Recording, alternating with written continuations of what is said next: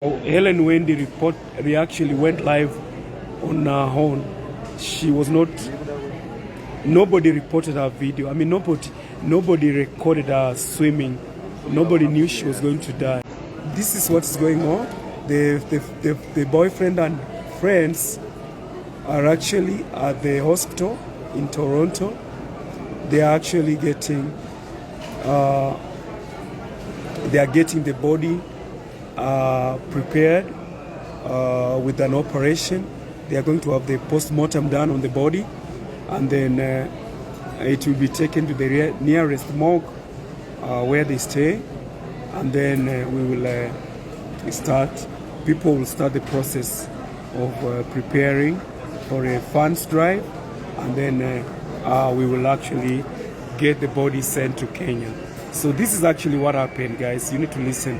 Don't depend on lies. Do not listen to lies. Do not listen to propaganda. Do not listen to stories that people are cooking. This is what happened. Miss Helen Wendy was alone in the swimming pool. She went to the swimming pool alone. Whatever you are seeing on the swimming pool are not people. She was alone in the swimming pool. I hope you understand that. She was alone in the swimming pool. There was nobody in that swimming pool. There was nobody in that swimming pool. So reports that came earlier claiming that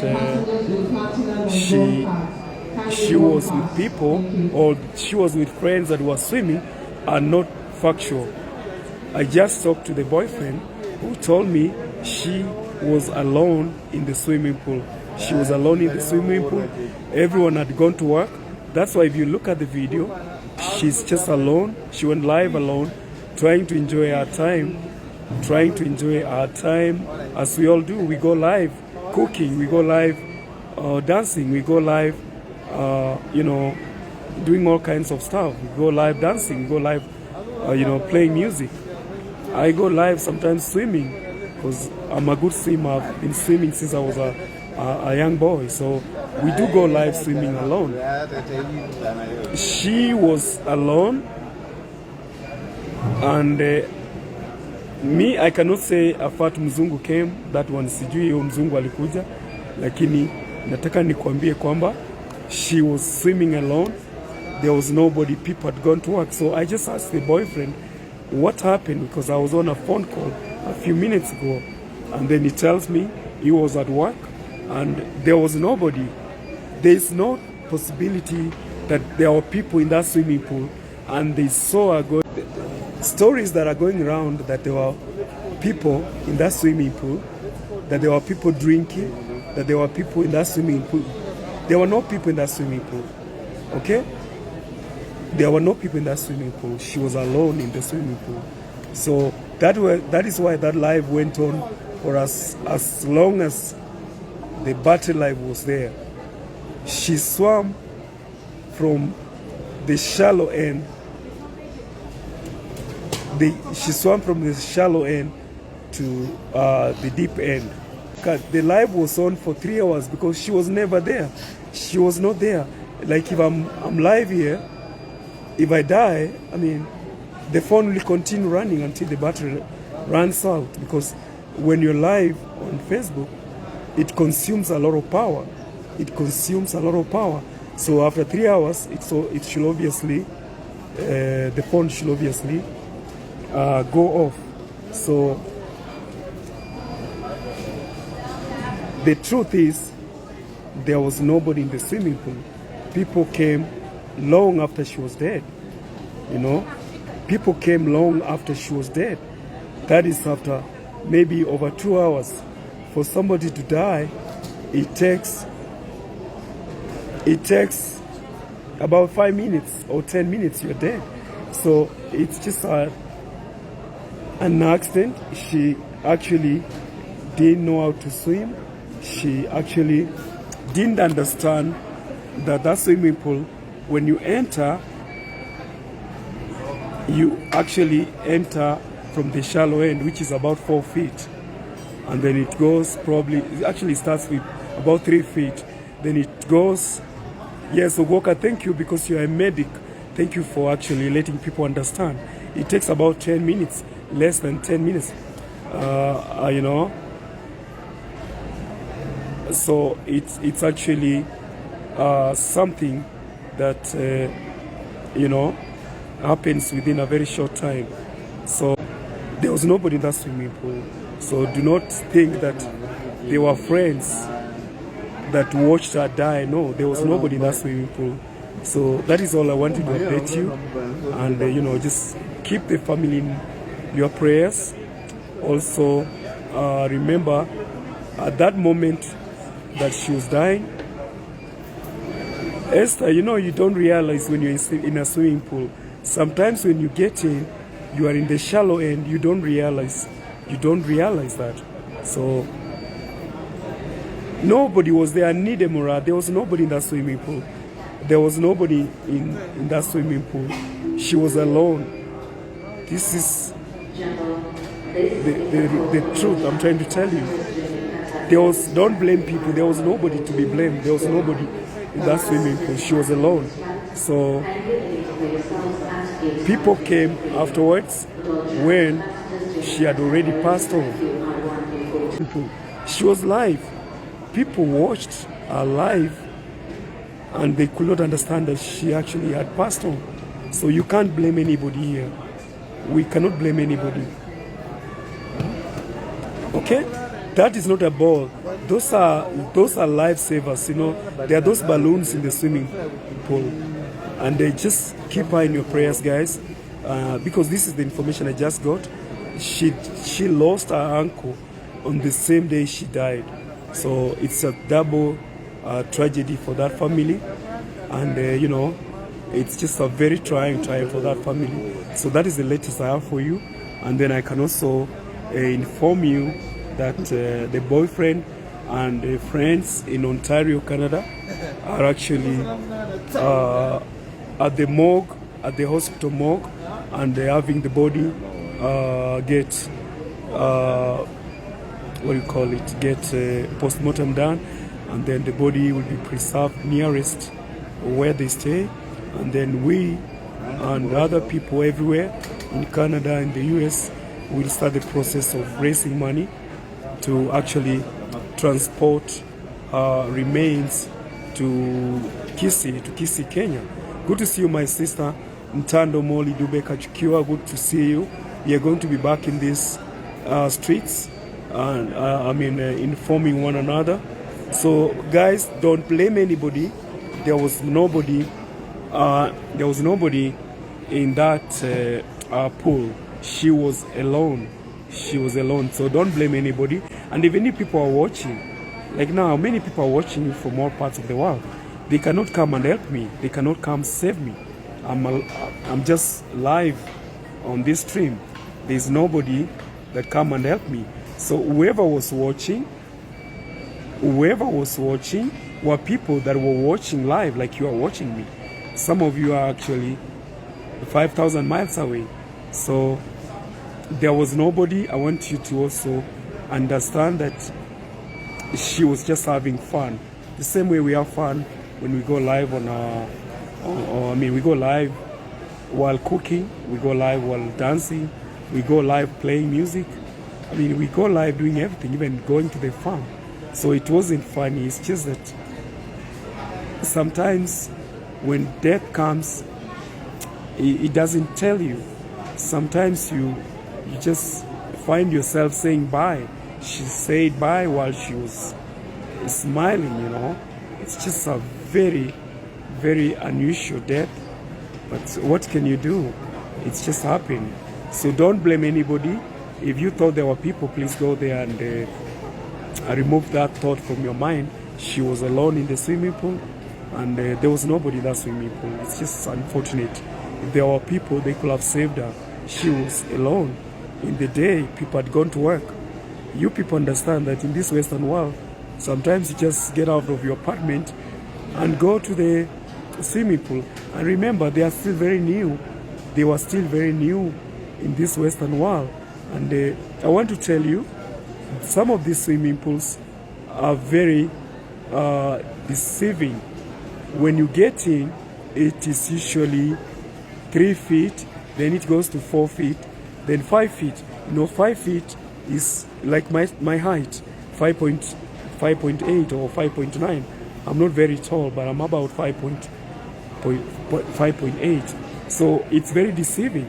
So if you start swimming, you don't realize you have already gotten yourself into deep end.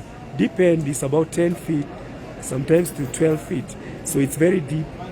If you get there and you're not able to balance, if you're not able to submerge yourself, you actually are going to die, because that's what happens. If you watch that video, you will see how she's struggling. You'll see the struggle for life. I mean, it's just, you can see it. And it goes quiet for about 2 hours. Goes for about 2 hours. That's when people came, or somebody came, but she was already submerged, already dead. So remember the family in your prayers. Waombe, pray for the family. And also remember, she lost her uncle on this same very day. So it's just a double tragedy for that family. It's very painful, and that's what we just have to. That's what we have to deal with. That is what we have to deal with, and Gideon Walker. What we're going to do, we are going to get together with the Kenyan community in Ontario, Canada. They actually, when I was talking to the boyfriend, he told me they don't even understand what the process is, the process of even picking a body and taking to Kenya. They are very new. So before we proceed, we are waiting. They actually are they're actually in the process of doing a post-mortem. I just talked to them like 30 minutes ago before I went live. So they are doing a post-mortem on the body. So once that is done, then we will settle down and get our people in the US, of course, in cooperation with our brothers in Canada, and then we start contributing money to assist this young family, because they are very new.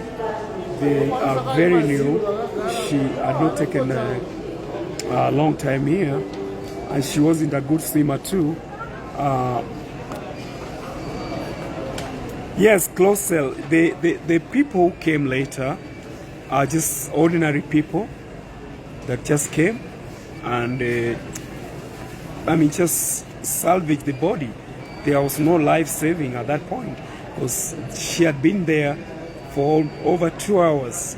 Because if you look at that life goes on for 3 hours. She died in the first, guys, I want you to listen, and listen please. She died in the first 11 minutes. That video goes for 11 minutes. So after 11 minutes, then she just died. So water doesn't take long before it kills. Please just understand, there was nobody in that swimming pool. Whoever came was just a salvage team. It was just a team to collect the body.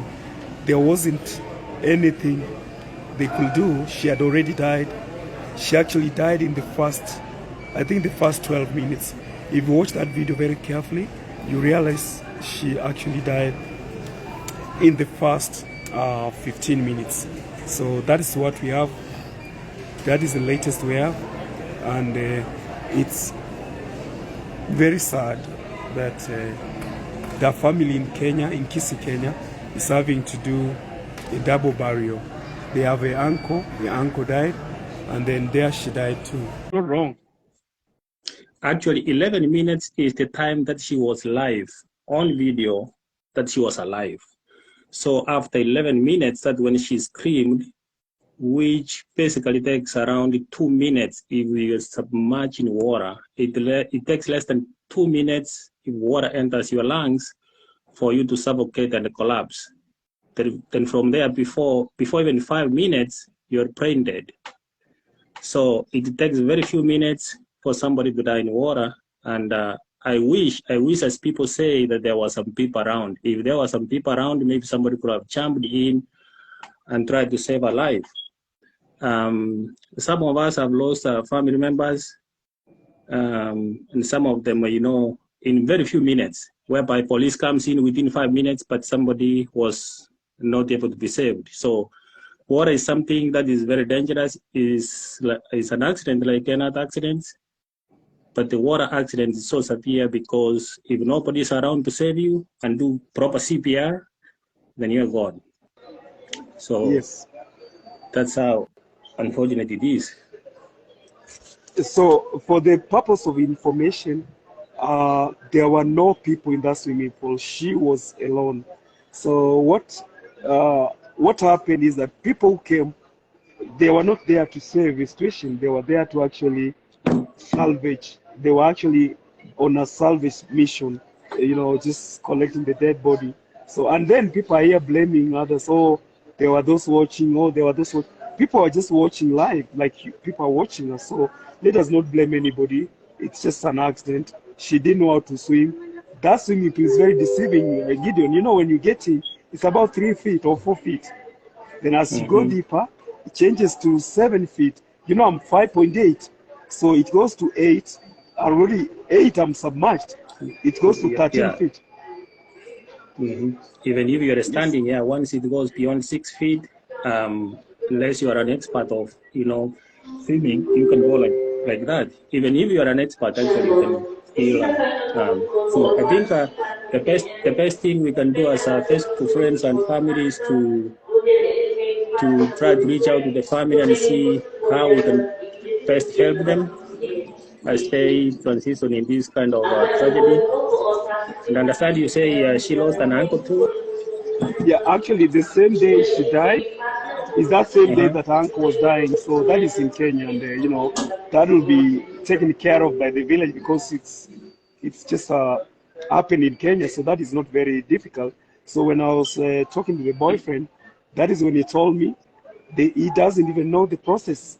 They don't know anything on how a body gets to be transferred to Kenya. And I was like, don't worry about that because they are actually, as we speak, they are in the morgue at the hospital trying to have the post-mortem done, and then they will have the process of transferring that body, save, how do you call it, doing whatever process that is needed to put it in good shape, and then they can keep it. And then you guys now will come, and we can organize with the Kenyan community in Canada and see how we can work across the border and help the family. I mean, the boyfriend actually, and the family back home because hawana uwezo.